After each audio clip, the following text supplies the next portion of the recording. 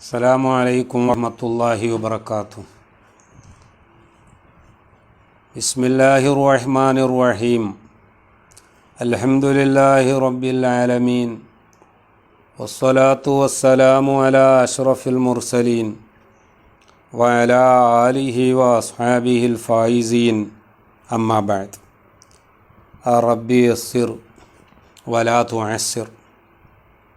റബ്ബന ഗ്ഫിർ ലനാ വർഹംനാ വലിവാലിദീനാ വലിഅസാതിദത്തിനാ വലിമശായിഖിനാ വലിജമീഇൽ മുഅ്മിനീന വൽ മുഅ്മിനാത്ത്. പ്രിയപ്പെട്ട മുഅ്മിനീങ്ങളെ, സഹോദരന്മാരെ, സഹോദരിമാരെ, പ്രിയപ്പെട്ട മുഹിബ്ബീങ്ങളെ, മെഹബൂബീങ്ങളെ, അല്ലാഹു സുബ്ഹാനഹു വ തആല നമ്മുടെ ഈ പരിപാടി അവൻ പൊരുത്തപ്പെട്ട ഒരു സ്വാലിഹായ അമലായി സ്വീകരിക്കുമാറാവട്ടെ. മഹാന്മാർ,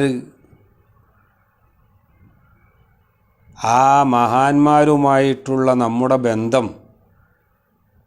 അത് ഖിയാമത്ത് നാൾ വരെ നിലനിൽക്കാനും നമുക്ക് അങ്ങോട്ടും ഇങ്ങോട്ടുമൊക്കെ സ്നേഹം പങ്കുവെക്കാനും ആ മഹാന്മാരുടെ കൂടെ മഹാന്മാരുടെ നേതാവായ റസൂലുള്ളാഹി സ്വല്ലല്ലാഹു അലൈഹി വസല്ലമ തങ്ങളുടെ നേതൃത്വത്തിൽ കാലാകാലവും സ്വർഗത്തിൽ ഒരുമിച്ച് കൂടാനും ഉള്ള ഒരു നിമിത്തമായി നമ്മളിൽ നിന്ന് ഈ പരിപാടി അല്ലാഹു തആല കബൂൽ ചെയ്യുമാറാവട്ടെ എന്ന് ഞാൻ ദുആ ചെയ്യുകയാണ്. ബഹുമാനപ്പെട്ട വൈലത്തൂർ തങ്ങൾ അവരുടെ ഉറൂസുമായി ബന്ധപ്പെട്ട് നടക്കുന്ന ഒരു പരിപാടിയിലാണല്ലോ നമ്മൾ ഒരുമിച്ച് കൂടിയത്. ബഹുമാനപ്പെട്ട വൈലത്തൂർ തങ്ങളുപ്പാപ്പാൻ്റെ ദറജ അല്ലാഹു തആല ഉയർത്തിക്കൊടുക്കുമാറാവട്ടെ. മഹാനവർകൾക്ക് അല്ലാഹു തആല കൂടുതൽ ദറജ ഏറ്റിക്കൊടുക്കട്ടെ. അവരുടെ മക്കൾക്ക്, അവരുടെ മുഹിബ്ബീങ്ങൾക്ക്, സാധുക്കളായ നമുക്ക് ഒക്കെയും അല്ലാഹു തആല മഹാന്മാരുടെ താങ്ങും തണലും സദാ നൽകി അനുഗ്രഹിക്കുമാറാവട്ടെ. ബഹുമാനപ്പെട്ട വൈലത്തൂർ തങ്ങളെ അനുസ്മരിക്കുമ്പോൾ എന്താണ് നിങ്ങളോട് അദ്ദേഹവുമായി ബന്ധപ്പെട്ട് പറയേണ്ടത് എന്ന് ആലോചിക്കുമ്പോൾ എനിക്ക് ഏറ്റവും ആദ്യം ഓർമ്മ വരുന്നത്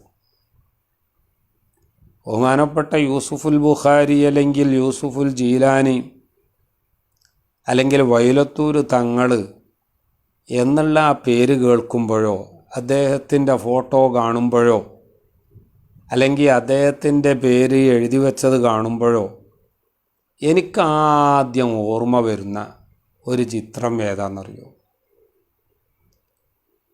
മർക്കസു സഖാഫത്തി സുന്നിയയിൽ ബഹുമാനപ്പെട്ട സുൽത്താനുൽ ഉലമ കാന്തപുരം ഉസ്താദ് തൊവ്വലല്ലാഹു ഉംറഹു, ബഹുമാനപ്പെട്ട സുൽത്താനുൽ ഉലമയുടെ കൂടെ ഒരുപാട് സാദാത്തുക്കൾ, ഒരുപാട് ഉലമാക്കൾ, വലിയ ഉലമാക്കൾ, അതുപോലെ തന്നെ ആയിരക്കണക്കിന് മുതഅല്ലിമീങ്ങൾ, ഇവർ എല്ലാവരും കൂടി, അതുപോലെ സുന്നത്തി ജമാഅത്തിൻ്റെ ഭക്തരായ വിശ്വാസികളായ ലക്ഷങ്ങൾ ഒരുമിച്ച് കൂടുന്ന ആ റബീഉൽ അവ്വലിലെ ആദ്യത്തെ തിങ്കളാഴ്ച ഷഅറേ മുബാറക്ക് പ്രദർശന പരിപാടിയുടെ ദിവസമാണ് എനിക്ക് ആദ്യം ഓർമ്മ വരുന്നത്. ഈ പറയപ്പെട്ട എല്ലാ മഹാന്മാരും ഒരുമിച്ച് കൂടി സുബഹിയുടെ മുമ്പ് മസ്ജിദുൽ ഹാമിലിയിൽ മർക്കസിൻ്റെ പള്ളിയിൽ വെച്ച് ആദ്യമായിട്ട് സുബഹിയുടെ മുമ്പ് തന്നെ മൗലിദ് ആരംഭിക്കുകയാണ്. ആ മൗലിദ് ആരംഭിക്കാൻ വേണ്ടി നമ്മളൊക്കെ സുബഹിയുടെ വളരെ നേരത്തെ തന്നെ സുബഹിൻ്റെ മുമ്പ് പള്ളിയിലേക്ക് വരും. നമ്മൾ മർക്കസിലെ ഉസ്താദുമാരാണ് എന്ന് കരുതി നേരം വൈകി ചെന്നാൽ അവിടെ പള്ളിയിൽ അങ്ങനത്തെ ഒരു ദിവസം തീരെ സ്ഥലം കിട്ടൂല. അതുകൊണ്ട് വളരെ നേരത്തെ പോകും. മൗലിദ് തുടങ്ങുന്നതിൻ്റെ ഒരു പക്ഷേ 1-2 മണിക്കൂർ മുമ്പ് തന്നെ നമ്മൾ ചൊല്ലും.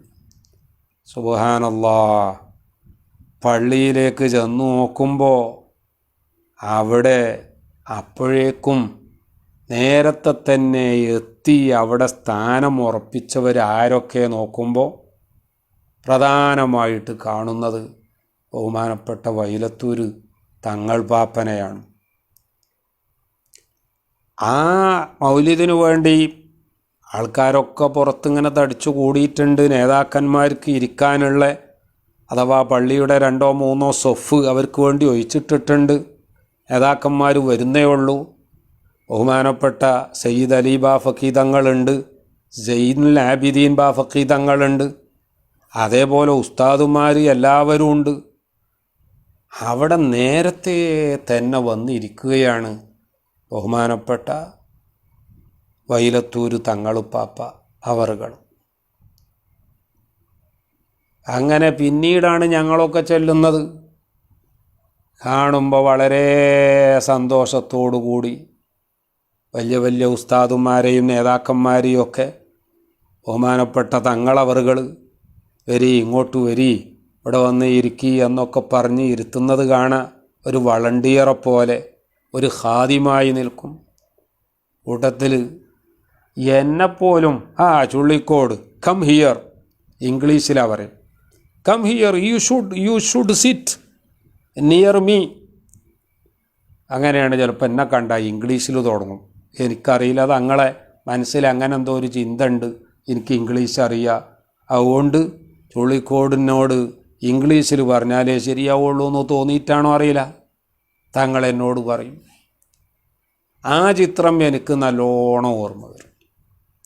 പിന്നെ ഞാൻ ഓർക്കുന്നത് മൗലിദൊക്കെ കഴിഞ്ഞ് ബഹുമാനപ്പെട്ട ഷെയ്ഖുന ഉസ്താദ് സുൽത്താനുൽ ഉലമ തൊവ്വലല്ലാഹു ഉംറഹു, ഹയാത്തുള്ള നമ്മുടെ ആലിമീങ്ങൾക്ക്, നേതാക്കൾക്ക്, മാതാപിതാക്കൾക്ക്, ഉസ്താദുമാർക്ക് ഒക്കെ അല്ലാഹു തആല ദീർഘായുസ്സും ആഫിയത്തും നൽകുമാറാവട്ടെ. വഫാത്തായി പോയ നമ്മുടെ ഉസ്താദുമാർ, മാതാപിതാക്കൾ, സാദാത്തുക്കൾ, അവരുടെയൊക്കെ ദറജ അല്ലാഹു ഉയർത്തിക്കൊടുക്കട്ടെ. എല്ലാവരെയും അല്ലാഹു തആല നാളെ ജന്നാത്തുൽ ഫിർദൗസിൽ ഹബീബായ റസൂലുള്ളാഹി സ്വല്ലല്ലാഹു അലൈഹി വസല്ലമ തങ്ങളെ കൂടെ ഒരുമിച്ച് കൂടാനുള്ള ഭാഗ്യം തന്നെ അനുഗ്രഹിക്കട്ടെ. അപ്പോൾ മൗലിദ് കഴിഞ്ഞ് ഷെയ്ഖുനായുടെ റൂമിലേക്ക് ചെന്ന് 1/2 ഗ്ലാസ് കട്ടൻ ചായയോ തബറുക്കിനുള്ള ശീർണി ആരെങ്കിലും കൊണ്ടുവന്നതൊക്കെ വിതരണം ചെയ്ത് അത് കഴിഞ്ഞാൽ ഷഹറെ മുബാറക്ക് പ്രദർശനത്തിന് വേണ്ടി ആ പുണ്യമായ തിരുകേശം, ആ തിരുകേശവുമായി നമ്മുടെ പരിപാടി നടക്കുന്ന ഓഡിറ്റോറിയത്തിലേക്ക് പോകുന്ന ഒരു കാഴ്ചയുണ്ട്. സുബ്ഹാനല്ലാഹ്. നമ്മുടെ കേരളത്തിൻ്റെയും അതുപോലെ കർണാടക തമിഴ്നാടിൽ നിന്ന് വരെ വന്ന ആളുകൾ ഈ കൊല്ലം കോവിഡും ലോക്ക്ഡൗൺ ആയതുകൊണ്ട് വിപുലമായി ഉണ്ടായില്ലാന്നേ ഉള്ളൂ. ഒരു പ്രചരണവും കൊടുക്കാതെ മർക്കസിൻ്റെ ഒരു മൂലയിൽ വെച്ച് അവിടെ ഉള്ളവർ ആരാന്ന് വെച്ചാൽ അവർ മാത്രം നടത്താമെന്നുള്ള ഒരു രീതിയായിരുന്നു. പക്ഷേ അല്ലാഹു സുബ്ഹാനഹു വ തആല ബഹുമാനപ്പെട്ട ഷെയ്ഖുന ഉസ്താദിൻ്റെ എതിരാളികളോട് നിങ്ങളിത് പ്രചരിപ്പിക്കണം എന്നങ്ങ് കൽപ്പിച്ചു. അവർ അതിനെ ശക്തമായി വിമർശിച്ചു. അവരുടെ വിമർശനം ആളുകളെ മുഴുവൻ ഇതിലേക്ക് എത്തിച്ചു. നമ്മൾ കോടികൾ മുടക്കിയിട്ട് അഥവാ പ്രചരണം നടത്തിയിരുന്നെങ്കിൽ പോലും ആ ഷഹറെ മുബാറക്ക് പരിപാടിക്ക് ഇത്രയും വലിയൊരു വിജയം കിട്ടൂലായിരുന്നു. അല്ലാഹു തആലാൻ്റെ ഹിക്മത്താണ്. നൂഹ് നബി അലൈഹിസ്സലാമിൻ്റെ കപ്പലുണ്ടാക്കുന്നത് കണ്ടിട്ട് പരിഹസിച്ചിരുന്ന ആളുകൾക്ക് അല്ലാഹു തആല ഒരു രോഗം കൊടുക്കുകയാണ്. കോവിഡാണെന്ന് ഞാൻ പറയണില്ല, ഒരു രോഗം കൊടുത്തു. ഒരു മരുന്നും ഫലം ചെയ്യുന്നില്ല, ഒരു വാക്സിനും കിട്ടുന്നില്ല.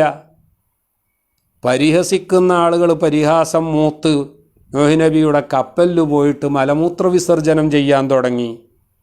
ഈ സോക്കേടുള്ള ആൾ വരെ, എണീറ്റ് നടക്കാൻ വയ്യാത്തവൻ വരെ ഈ പരിഹാസത്തിൽ കൂടി. അങ്ങനെ വിസർജിക്കണ നേരത്ത് ഒരുത്തൻ മറിഞ്ഞു വീണു ആ വിസർജ്യത്തിലേക്ക്. വിസർജ്യം എവിടെയൊക്കെ ആയോ അവിടെയൊക്കെ അവൻ്റെ സോക്കേട് മാറി. അവനത് മറ്റുള്ളവരോട് പറഞ്ഞു. എല്ലാവരും വന്ന് ആ വിസർജ്യം, ആ കപ്പലിൽ ആ വിസർജ്യം മേല് തേച്ച് തുടക്കാൻ തുടങ്ങി. തീർന്നപ്പം പിന്നുള്ളവർ അത് കഴുകിയിട്ട് ആ വെള്ളം ചേർക്കാൻ തുടങ്ങി. ഏതായാലും നൂഹ് നബി അലൈഹി ഇസ്ലാമിനെ പരിഹസിച്ച ആളുകളെ കൊണ്ട് തന്നെ അല്ലാഹു തആല അത് കഴുകി കുടിപ്പിച്ചു എന്ന് ചുരുക്കം.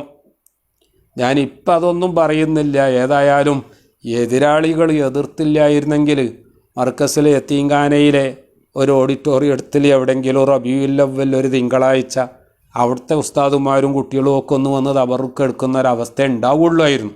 പക്ഷേ അല്ലാഹു തആല ശൈഖുനായ എന്തിനും എതിർക്കുന്ന ആളുകളെ അതിൻ്റെ പ്രചരണത്തിന് ഏൽപ്പിച്ചു.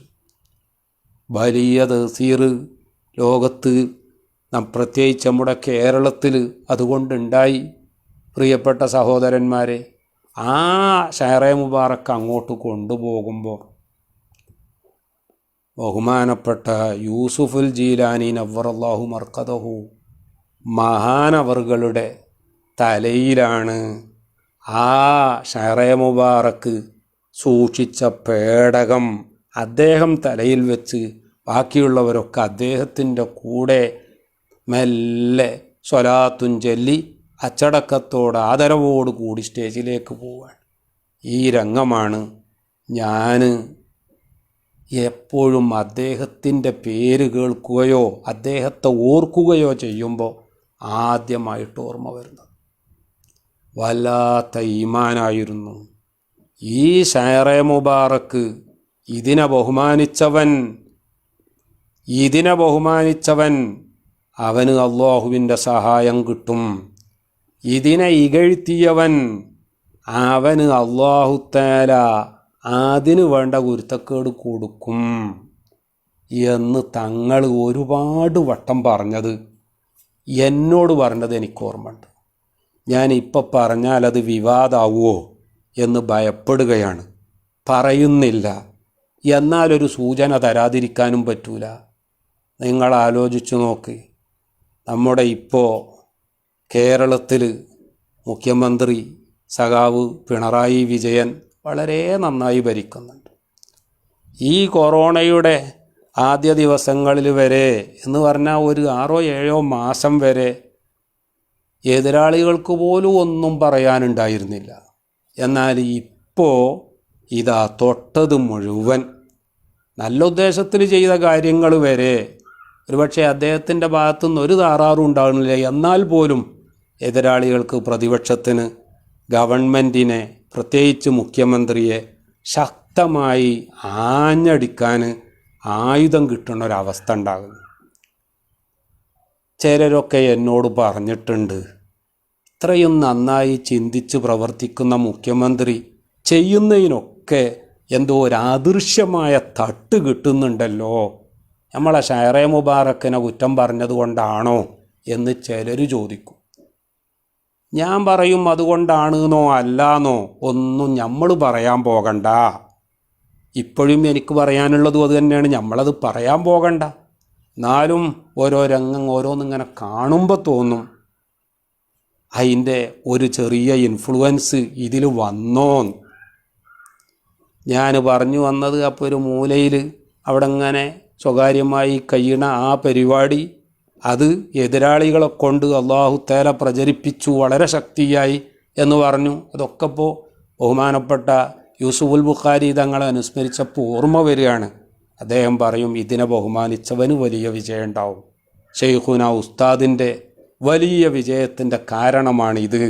ആര് തന്നെ എതിർത്താലും, അത് നമ്മളെ ഗ്രൂപ്പിലുള്ളവരെതിർത്താലും, രാഷ്ട്രീയക്കാരെതിർത്താലും, എതിർ ഗ്രൂപ്പുകാരെതിർത്താലും, ആരെതിർത്താലും ഉസ്താദിനെ ഒന്നും ചെയ്യാൻ കഴിയൂല.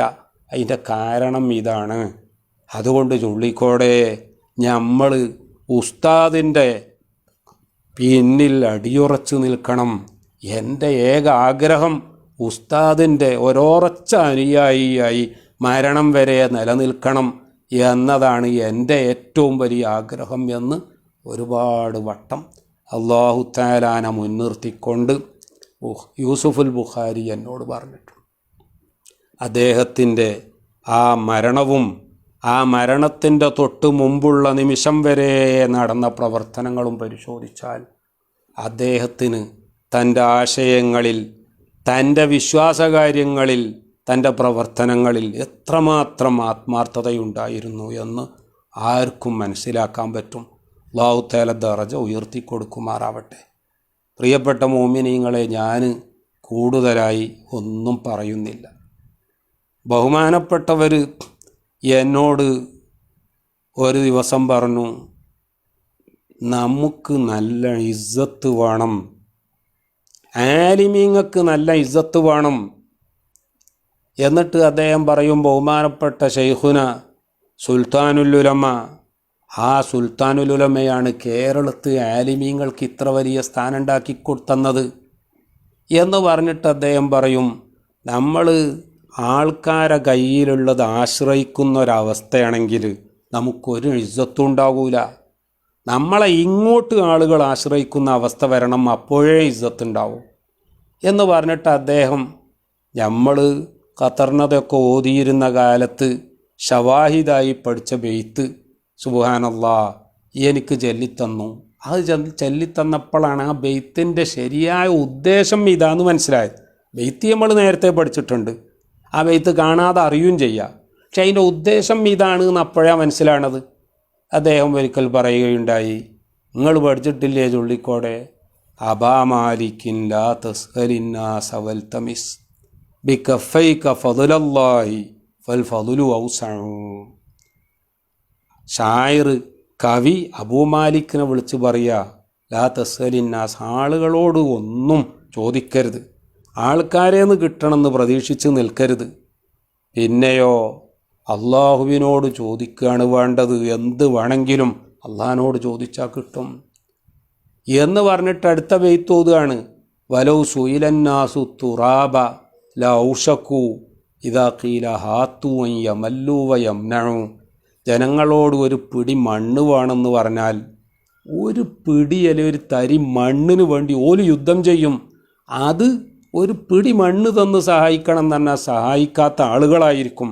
അതുകൊണ്ട് അള്ളാഹിനോടാണ് ചോദിക്കേണ്ടത് എന്തും എന്ന് പറഞ്ഞ് ഈ രണ്ട് ബെയ്ത്തും ഒരുമിച്ച് ഒരേ ആശയത്തിൻ്റെ പൂർത്തീകരണമാണ് എന്നത് ഞാൻ ചിന്തിക്കുന്നത്. ബെയ്ത്ത് നേരത്തെ കാണാതെ പഠിച്ചിട്ടുണ്ടെങ്കിലും അദ്ദേഹം പറഞ്ഞു അപ്പോഴാണ് എനിക്ക് മനസ്സിലായത്, തങ്ങൾ എന്നുള്ള സ്വഭാവത്തിൽ മാത്രം നിലനിൽക്കുന്ന ആളല്ല, മറിച്ച് നല്ല ഒന്നാം നമ്പർ ആലിമും കൂടിയാണ്.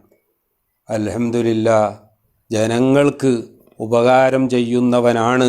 അള്ളാഹുവിൻ്റെ അടുക്കൽ അവനെ ഏറ്റവും ഇഷ്ടപ്പെട്ട ആൾ അഹബ്ബുന്നാസി ഇലല്ലാഹി അൻഫഉഹും ലിന്നാസ്. അള്ളാഹു തആലാക്ക് ഏറ്റവും ഇഷ്ടമുള്ളത് ആരെയാണ് എന്ന് ചോദിച്ചാൽ ഹദീസിൽ വന്നതാണ്, അൻഫഉഹും ലിന്നാസ്, ജനങ്ങൾക്ക് ഏറ്റവും ഉപകാരപ്പെടുന്ന ആളാണ്. ഇത് പറഞ്ഞുകൊണ്ട് ബഹുമാനപ്പെട്ട തങ്ങളവറുകൾ എനിക്ക് വിശദീകരിച്ച് തന്നിട്ടുണ്ട്. ബഹുമാനപ്പെട്ട ശൈഖുന സുൽത്താനുൽ ഉലമ എല്ലാ നിലക്കും ജനങ്ങൾക്ക് ഉപകാരപ്പെടുന്നതാണ്. ഇൽമ് ആ നിലക്ക് ഉപകാരപ്പെടുന്ന 10,000 പഠിപ്പിച്ച് വലുതാക്കി. അതേപോലെ പള്ളിയില്ലാത്ത ഒരു സ്ഥലത്ത് പള്ളി ഉണ്ടാക്കി, മദ്രസ ഇല്ലാത്തവർക്ക് മദ്രസ ഉണ്ടാക്കി, കുടിവെള്ളം ഇല്ലാത്തവർക്ക് കുടിവെള്ളം കൊടുത്ത്, പെൺകുട്ടികളെ കെട്ടിക്കാൻ സഹായിച്ചു, വീടില്ലാത്തവർക്ക് വീടുണ്ടാക്കാൻ സഹായിച്ചു, യതീമക്കളെ ഉയർത്തിക്കൊണ്ടുവന്നു, അവരെ ജോലിയിലാക്കി. മാത്രമല്ല വിവിധ മേഖലകളിൽ എല്ലാ നിലക്കും ആളുകൾക്ക് ഉപകാരപ്പെടുന്നതല്ലേ ചെയ്തത്. നമ്മളും അങ്ങനെ ചെയ്യണ്ടേ? അങ്ങനെ അദ്ദേഹം തിരഞ്ഞെടുത്ത ഒരു രീതി, തങ്ങളവറുകൾ തിരഞ്ഞെടുത്ത രീതി, ആളുകൾ അസുഖം ബാധിച്ചവരും മാനസികമായി പ്രയാസങ്ങൾ നേരിടുന്നവരുമായ ആളുകൾക്ക് സഹായിക്കുന്ന ഒരു സ്വഭാവം അത് മരണം വരെ തുടരണം എന്നായിരുന്നു അദ്ദേഹം സ്വീകരിച്ച വഴി. അല്ലാഹു തആല അദ്ദേഹത്തിനത് തൗഫീഖ് ചെയ്തു. മരണത്തിൻ്റെ തൊട്ട് മുമ്പ് വരെ ജനങ്ങളുടെ ഖിദ്മത്തിലായി അദ്ദേഹം ജീവിച്ചു. വൈലത്തൂരിൽ ജനങ്ങൾക്ക് വേണ്ടിയിരിക്കും പോലെ അദ്ദേഹം ആഴ്ചയിൽ കൊടുവള്ളിയിലേക്ക് വന്ന് ജനങ്ങളുടെ പ്രശ്നങ്ങൾ കേൾക്കാൻ, അവർക്ക് പരിഹാരം നിർദ്ദേശിക്കാൻ വന്നിരുന്നു. മർക്കസിൻ്റെ വിഷയങ്ങൾക്ക് വേണ്ടി ഓടിയെത്തുമായിരുന്നു മറ്റെല്ലാ പരിപാടിയും മാറ്റിവെച്ച്. സുന്നത്തിയമായത്തിൻ്റെ സമ്മേളനങ്ങളും മറ്റുമുണ്ടാകുമ്പോൾ അവിടെ കൊടി ഉയർത്തുന്നത് മുതൽ അതിൻ്റെ സമാപനം വരെ വളരെ ശക്തമായ ഒരു പോരാളി എന്ന നിലയിലുണ്ടായിരുന്നു. അല്ലാഹു തആല അദ്ദേഹം ചെയ്ത സേവനങ്ങളൊക്കെ കബൂൽ ചെയ്യുമാറാവട്ടെ എന്ന് ഞാൻ ദുആ ചെയ്യുന്നതോടൊപ്പം നമുക്കെല്ലാവർക്കും അല്ലാഹു തആല മഹാന്മാരുടെ കൂടെ, ബഹുമാനപ്പെട്ട ഉസ്താദുമാരുടെ കൂടെ, ബഹുമാനപ്പെട്ട സാദാത്തുക്കളുടെ കൂടെ, ഏറ്റവും അവസാനം ബഹുമാനപ്പെട്ട സയ്യിദുനാ റസൂലുള്ളാഹി സ്വല്ലല്ലാഹു അലൈഹി വസല്ലമ തങ്ങളെ കൂടെ ജന്നാത്തുൽ ഫിർദൗസിൽ ഒരുമിച്ച് കൂടാനുള്ള ഭാഗ്യം തന്ന് അനുഗ്രഹിക്കുമാറാവട്ടെ. ആമീൻ ബിറഹ്മതിക യാ അർഹമർ റാഹിമീൻ. അസ്സലാമു അലൈക്കും വറഹ്മത്തുള്ളാഹി വബറകാതുഹു.